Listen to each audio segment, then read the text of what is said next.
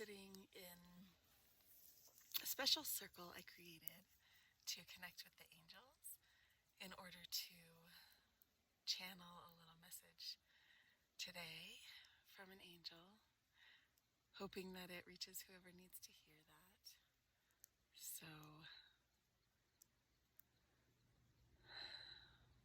the angel that's coming through is Emmy or Emily.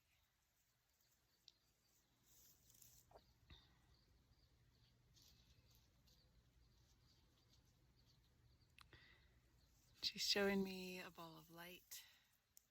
She's showing me the light within each of us, in our hearts, that this light is always shining, it's always available. There's never a time when your light goes out, even if you feel really down or really alone.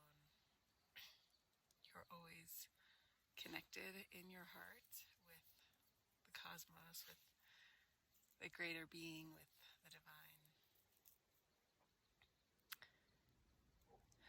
And that light is your guiding light. And sometimes we feel like we have to do things for other people or to make other people happy or to get approval from other people. And that dims our light. Our light is the brightest when we're following our own needs, our own beliefs, our own heart, and our own mind. Sometimes the choices we make based on emotion aren't the best because the emotion sometimes is connected to other people. Oh, Crow has something to say. And while emotion is absolutely a guide as well, there's a time and a place for our mind as well, our judgment in a good way, our logic. And I think that when we get into asking our mind for support and advice, it's really easy for other people and their voices to get into that thought process. What is so-and-so going to think if I get a divorce? Or what is, my old childhood teacher's, voice in my head saying, you have to color within lines, right? So there's all kinds of people in our heads that can influence that part of us that we think is being logical. And our brains are really actually connected to emotion as well. So if we're in a state of sadness, the thoughts that are available are more connected to those sad feelings. And so there's going to be lots of thoughts that are sad, or the self-judgment, especially space of your energy or your emotions. You're going to remember a lot of those other people judging you and take that in as truth or reality. And so using the mind is tricky, is what this angel is telling me. And the advice filtering through some of what I've practiced that this angel is giving is to find a way to come into your body and release some of the emotional charge when you're trying to make a decision or think about something you want to do, when you want to use your logic as well as the emotional desire, then you have to release some of the emotional charge.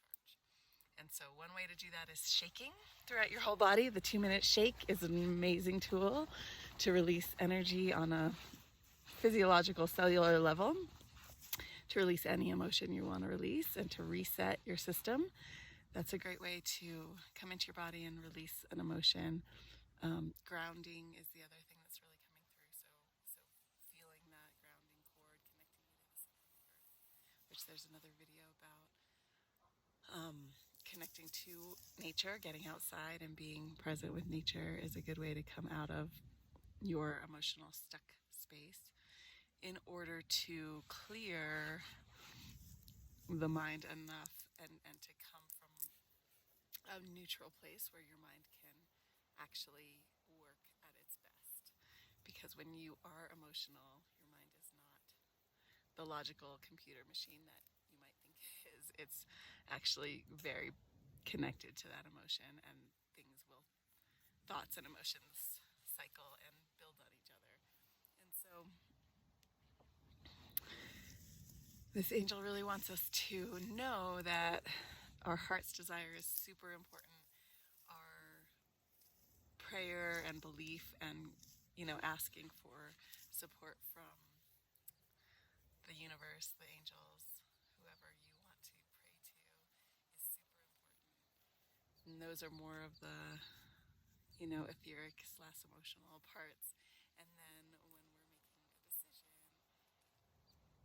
we can engage our logic, and we have to make sure our logic is actually available, a neutral sort of logic. And so one piece is recognizing and releasing other people's voices in your head and judgment, and you can actually imagine your headspace and have a door in there and invite those judgmental people and voices to leave. You can just say, go somewhere else. You have the center of your own head. You have your own space. You can give them a limo and have them drive off to their favorite place. But you can invite anyone to leave your head that is not you, to help you clarify what is you and what the voice of yourself and your own mind is. So getting other people out and then being more emotionally neutral.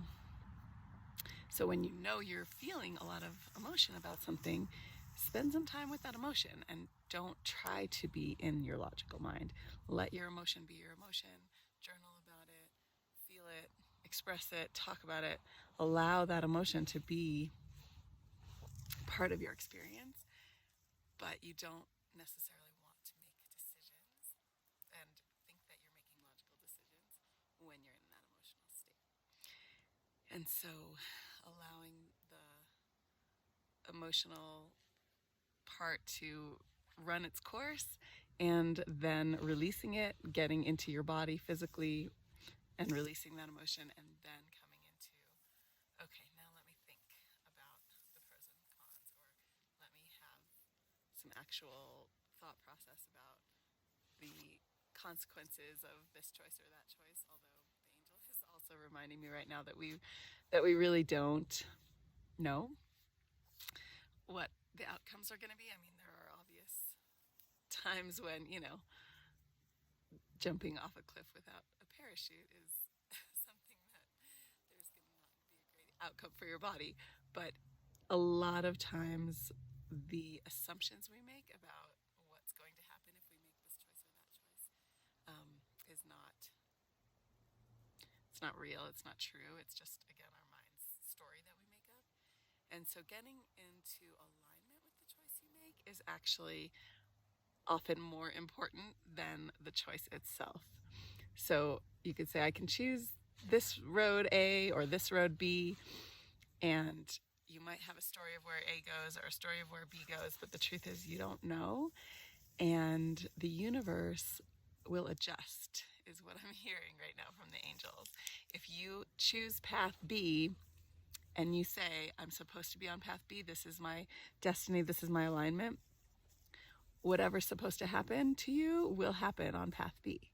If you choose path A and you say, this is what I'm supposed to do and this is what my alignment, whatever's supposed to happen to you will happen on path A. So you can release a little of the pressure from the decisions that you think you have to make, because what's meant for you will find you, whatever path you're on. And there's also this research in psychology that talks about the alignment with your choice is way more important than the choice itself.